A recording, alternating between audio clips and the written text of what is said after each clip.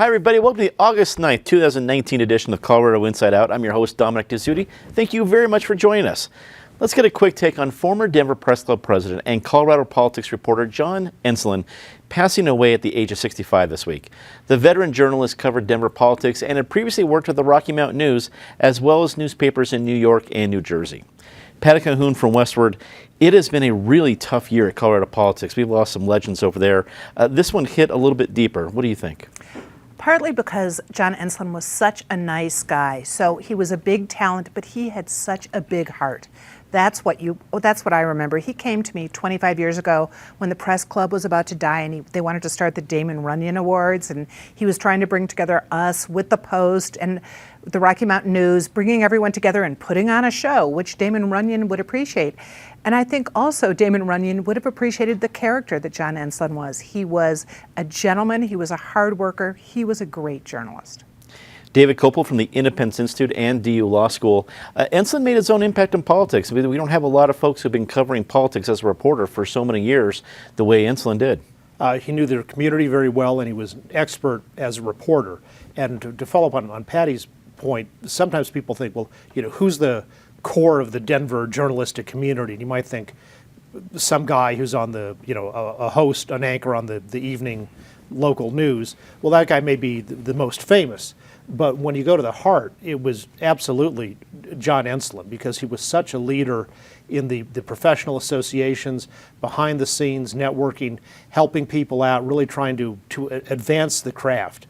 And he's one of those guys where you'd say his influence, of course, was what he did as in public, the stories he wrote, but there was so much additional influence behind the scenes in the many, many ways he worked to help other journalists be better. And back to the table after a long respite, our very, very good friend, political analyst Penfield Tate. We know you want to be somewhere else right now, but we are grateful that you're back to join us, Penn. When you look at Enslin's career, one of the big races he followed was the mayor's race when you were running. Did you run into him there? What kind of interactions did you have with John Ensslin? No, I had a chance to work with John a lot. Not only did he interview the candidates, but he was actually the moderator on several of the mayoral forums, and so we got to see him a number of times. I agree with everything David and Patty said, but beyond that, John was known as a political reporter who was fair, who was a straight shooter, but he was a tough interviewer. But he had a way of interviewing you and asking you hard questions and driving to the point without being loud and offensive and rude and just basically making it an unpleasant experience. You had to be on your P's and Q's, but you finished the interview and you kind of wanted to thank him for being there and interviewing you. That's sort of the way he approached it. He'll be greatly missed. And frankly, we were just blessed to have him as long as we did in filling the roles that he filled in the community. And columnist with Colorado Politics, a colleague of John Ensslin, Lynn Bartles joins us. Lynn, it's great to have you here. I think I remember reading one of your pieces. You even had a lunch scheduled with John just a week from when he passed away. What's been the impact? John and I sat side by side at the Rocky. We were both cop reporters, And the thing is, I don't think of John as a political reporter like you have all said, because I think of him as a storyteller. And when he came back in March, which he was so thrilled to come to Denver, to come back to the city he loved, then he got handed the mayor's race and he did stuff about Denver. But there's two things that have really struck me. Is one, if you had asked me pre-Monday, who are like some of the greatest journalists in Denver, I don't think people would have said his name. It was only after he died that people went, wow. He wasn't flashy, but he was the steadiest guy going. Also, two words over and over, nice and kind. Not many journalists are described that way. I don't think those were the two words ever used to describe me. You've had a lot of other positive adjectives thrown your way, Lynn, but don't worry about that. But I think anybody would like to, at the end of their day, to be called kind and nice and a consummate professional. He will certainly be missed. Following two mass shootings over the weekend, conversations about red flag laws similar to the one passed in Colorado and universal background checks have made national headlines. Denver Mayor Michael Hancock, along with more than 200 other mayors, signed a letter asking the U.S. Senate to vote on the bills expanding background checks for gun sales. Patty, sadly, Colorado again becomes, if not an expert, at least a state, a community with a lot of perspective on these laws and this issue. Do you think what's happened here in regards to the legal situation will become broader conversation on the national level? It's hard to imagine it can become any louder than it is right now, although we thought that after Sandy Hook, too. I think we need Wayne LaPierre to go into that Dallas mansion, if he gets it, for $6 million Dallas mansion, lock him in, take away his phone, take away his access to Wi-Fi, definitely any Twitter, and let Mitch McConnell figure out what he's going to do. I think it's going to be tough to call the Senate back into session if he can't work a deal out, but it seems to me at this point they could. We certainly know that there's a red flag language that people can agree on, thanks to David Kopel, who will expand on that. We know that background checks, we even have Trump saying that we will look at it. We might be able to come up with language for assault rifles and automatic weapons. I mean, certainly David, again, somebody's got to be able to define that, even though people in the Senate thinks it's so hard. Those aren't the only answers. Mental health, just being aware. Look at what happened in Missouri yesterday, where they managed to stop what looked like a horrifying incident with a shooter. We've got to attack this from every angle, but the solution is not to ignore it, because clearly it's not going away. David, I would piggyback on Patty's comments, noting that I don't think there's any one solution out there, whether you like it or hate it. A red flag law or mental health or anything is not going to solve all of it. But it feels that generally people want to see some sort of progress. Do you see something possible on the national level when it comes to either red flag bills or universal background checks? Potentially. The challenge is between actual, truly progressive things that will improve public safety while respecting civil and constitutional rights versus other stuff that is just, as is always the thing, the gun ban lobbies try to ram things through in an atmosphere of crisis and hope that people don't notice what's actually in the destructive bills they're promoting. I seriously doubt that Mayor Hancock, or most of these other 200 mayors who signed that letter, have ever read H.R. 8, the so-called Bloomberg background check bill. That is a bill that felonizes literally millions of people who'd never sell guns. It allows the government to impose unlimited taxes on the purchase of a gun, and it's a handgun ban for young adults. Now, you could be for or against those ideas, but to call that a background check bill is typical of the lies that the Bloomberg PR machine puts out for its useful idiots. Last week, I was in Washington, D.C., meeting with Senator Graham and Senator Blumenthal on their draft red flag bill. And we had a very good discussion. The bill cannot be introduced until the Senate returns on September 10th, as it normally will do, and should not certainly let Michael Bloomberg bully it into changing that.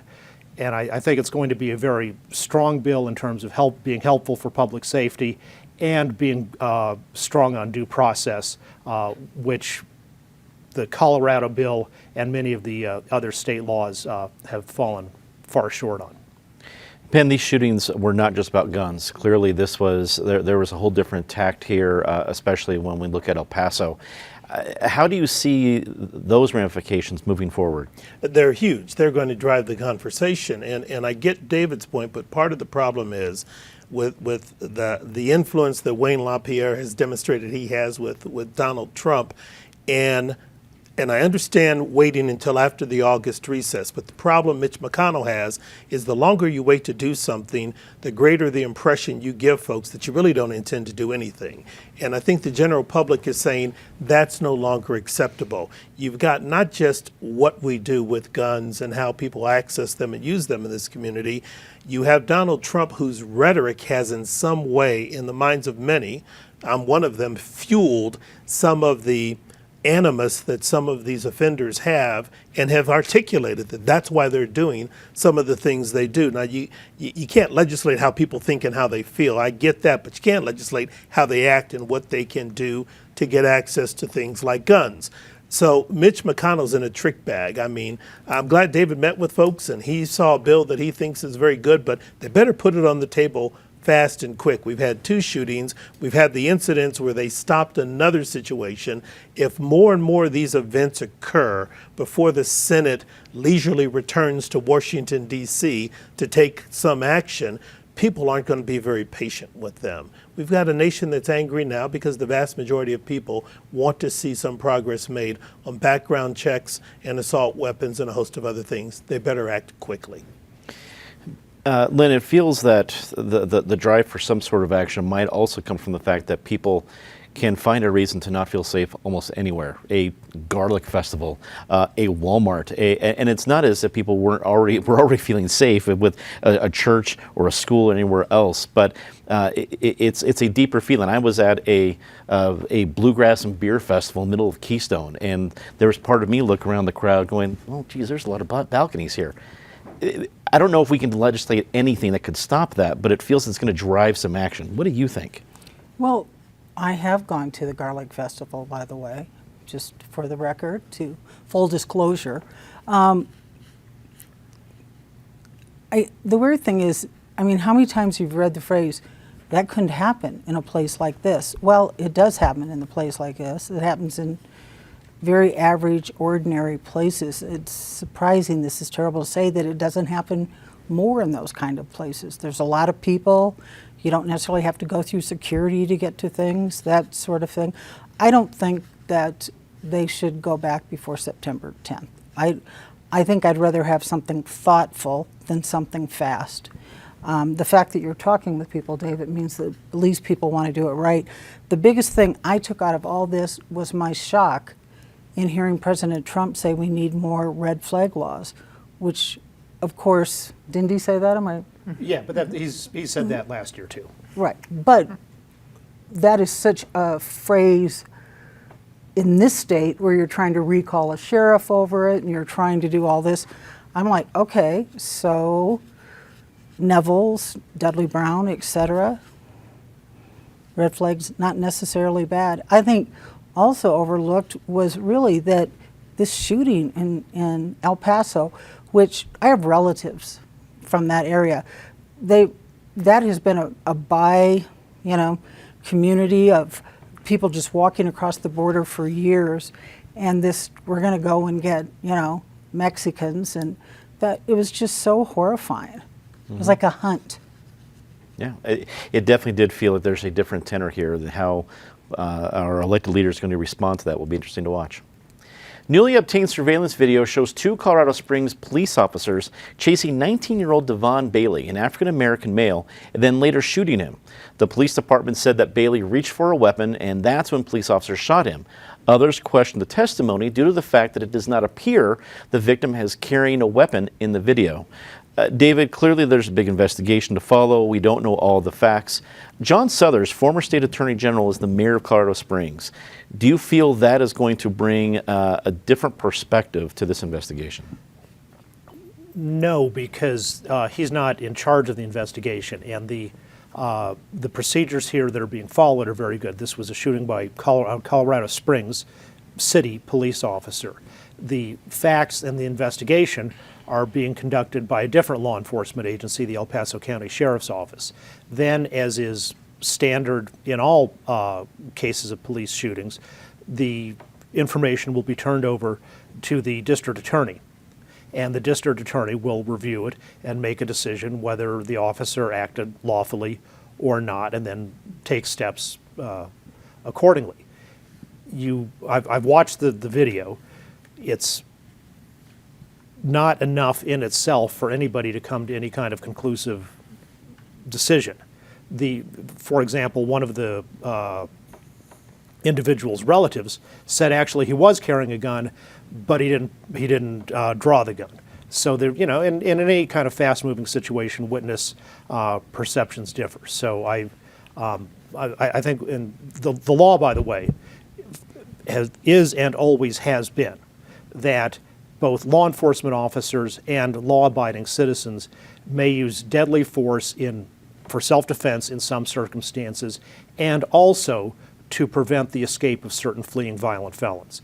And certainly the individual in this case had a very major record of violent felonies. Penn, we don't hear a lot of things out of Colorado Springs, I think, really of this nature, but it's Colorado's second biggest city by a lot. It's not immune from other problems, and I'm not saying this is immediately a problem, but it's getting national headlines. What have you taken away from what we know so far? You know, it's getting national headlines because we need to think of the context. Today is what, the 5th anniversary of the shooting of Michael Brown in St. Louis, Missouri, another unarmed African-American teenager who was killed by a police officer, and there was an investigation and no one was charged, and we've seen it over and over and over again. On the heels of that, you see news reports where one of the major networks reported that in a number of police departments, they've indicated they've started training on implicit bias, but results are mixed and some of them aren't doing anything. This is another situation where many people in the country feel the issue is being ignored and that too many unarmed young African American men are getting shot in the back, often fatally, by police officers, and no one is held accountable, investigation or not. So Colorado Springs will be front and center. It will be something talked about because it's part of a growing epidemic that we still see around the country. Lynn, it reminds me of sometimes of the prevalence of video in our society. It's like the scenes from Fahrenheit 451 in the movie where there's cameras covering everything. And we're getting to the point where there's cameras covering a whole lot of things, especially something like this. Is that changing our perspective of how we look at issues like this? I saw the video, and maybe it's my bad eyes. You see I have my reading glasses here. But I didn't see anything that could make me say, oh my gosh, you know, because you don't know about the weapon thing. That is a huge part of it. John Suthers did weigh in on it as the mayor and said, we'll wait for the investigation, which is what you kind of have to do. I think when you start to look at this critically is when you have the results of the investigation and you see what happened there. The conflicting testimony, he had a gun, he didn't have a gun. Patty, wrap it up for us. Well, when Lynn was talking about it can't happen here, one of the things about Colorado Springs is it has a reputation as a very pretty and fairly safe town, but it's had a lot of issues lately, certainly some issues over gangs and racism. This is one where until the investigation is done, we're not going to know what really to think, but in the meantime, it's going to heat up tensions in that town. In a surprise move this week, the Denver City Council voted to not renew the contracts with the Geo Group and Core Civic, private firms managing halfway houses in Denver. The companies have come under criticism for the management of ICE detention centers, including one in Aurora, and now the council is faced with the challenge of replacing the services the companies provided to over 500 individuals in Denver. Penn, this was a surprise move because it looked like these contracts were just going to get, I don't want to say rubber stamped, but it did not look like there was going to be a challenge. It changed during the meeting and from the efforts of Councilwoman Sita Baca. Are we looking at a new council with a lot of other new tricks up their sleeve like this? Oh, absolutely. One of the things that was clear during the election cycle is that people in Denver wanted change on a number of different levels. And Candace Sita Baca is one of the new council people that reflects that changed approach, that changed attitude that people want to see with regard to their city government. And I think it's interesting that this is where she sort of took her early stand and exerted her influence with city council to change something that people thought was a fait accompli. Now, there's a flip side to this. You wonder what happens to the people who are in these facilities who now may end up going to jail or losing jobs or other things because the contracts are canceled. I've been told that what this really does is it stops the renewal, but that the city will immediately begin negotiating the contracts with the provider under different terms and conditions to address some of the issues that the community has put forward. But I think it's an interesting display of strength, and it shows that there may be a new council majority forming that's going to impact policy in the future. Lynn, are we about to learn a lot more about halfway houses and zoning codes and a lot of other details in Denver that we may not have understood before? Well, I think those issues have always played out. I covered shootings where, the guy in the halfway house got out and killed somebody and that sort of thing. I think what this speaks to actually is the chief of staff for this councilwoman, Lisa, who has contracts, who knows the criminal justice. And I think that's her exerting her influence. I was told that she had told people, I know this isn't going to pass, but, and then it passed. You do worry about the 500 people that are there. I mean, these contracts expired at the beginning of the month, and they were just kind of working and doing them. So I'm sure that they'll do something for these 500 people. But it's not often that the Denver City Council takes a vote and said, we're going to do something that could harm 500 people trying to get their life back. You're speaking of Lisa Calderon, Yes. Chief of Staff of Councilwoman Sita Baca. Patty Westford has a great piece on this. What are some of the details we need to know? Well, beyond the details, which is, it was a surprise to everyone pretty much that this did pass. Clearly, the recent news about Geo and the protests out at the immigration detention facility in Aurora, which is run by Geo, really affected this vote too. But it's not just the 500 people that may not have a place to be soon, it's the ones coming in the pipeline. Already, the way prisoners who have served their time and then are released is like writing them a ticket to recidivism. They don't get training. The halfway house is their best bet if it's a well-run halfway house. And so we need a lot more oversight of that. We need to make sure if we're going to invest in these prisoners coming out and getting back into society, let's make sure it works. David, are we seeing a changing face of the City Council? Yes, and as Michael Dukakis, the Democratic presidential nominee, said, it's not about ideology, it's about competence, and a growing lack of that on the part of the Denver City Council. At least based on the news coverage of this decision, there was no real significant problems or criticism of how these companies are operating their halfway houses for the city of Denver and their contract. Rather, the companies were punished for virtue signaling purposes by open border advocates because they also contract with the federal government on other facilities. As Mayor Hancock and Patty have said, there's really no substitute for having halfway houses other than these facilities. And in fact, the City Council's decision is already leading to more people being stuck in jail who haven't finished their sentence, but they could be let out into a halfway house, according to the Sheriff's Office and the People Management. But they can't be now because of the Denver City Council. So the City Council has done its part to aggravate the problem of mass incarceration. Let's get to our favorite part of the show, Disgrace of the Week. As always, Ms. Calhoun, please start us off. Mother Nature is getting hot, and it's because of bad behavior here on the planet. This doesn't mean necessarily that the new proposal that's coming before City Council, which is going to get everyone hot again next week over carbon tax for businesses, is going to be the solution, but it was the hottest July ever on record in the world. David. The Denver City Council's so-called pollution tax to drive up electricity costs on businesses in Denver, which of course then drive up the costs to consumers and everyone else.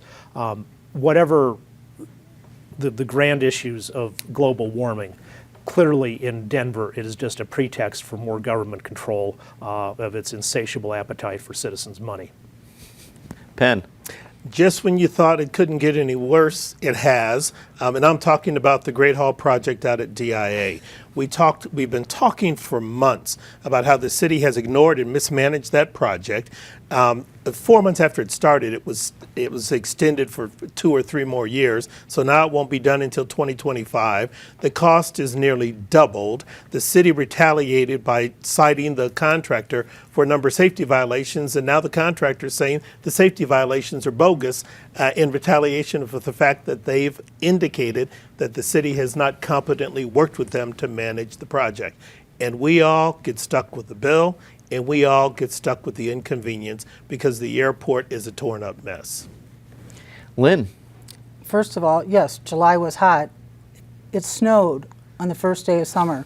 June was a cold mess. So I just want to balance that out there, that whenever people say how hot it was how cold it was.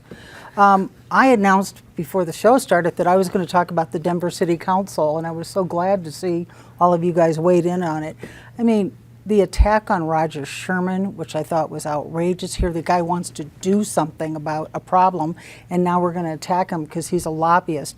I'm so tired of the thing that all lobbyists are evil. They are not. Time to say something nice about somebody. Patty? I went to an amazing memorial on Sunday for Marty Chernoff, who founded Trax.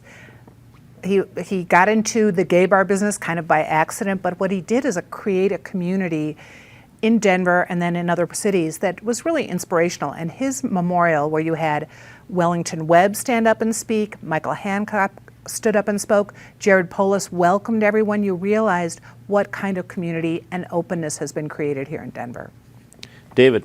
The good citizen in Springfield, Missouri, who last night stopped a mass shooter at a Walmart by using his lawful concealed carry gun, and no one was killed.